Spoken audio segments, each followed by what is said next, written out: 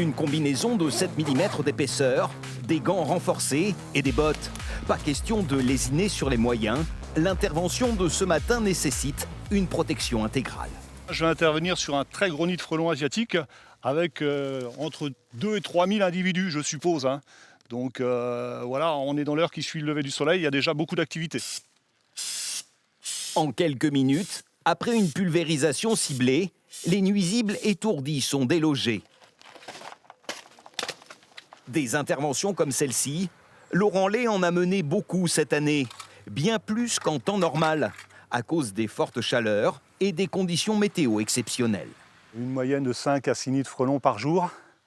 Et pour les interventions de ragondins, des choses atypiques, notamment dans les terrains de camping, dans les piscines, chez les particuliers, dans des zones où on n'avait pas l'habitude d'aller.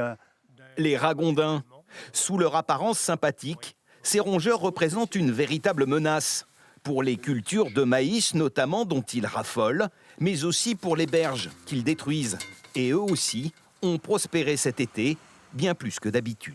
L'an dernier, on a fait à peu près sur le territoire 150 prélèvements, autant en cage qu'au tir.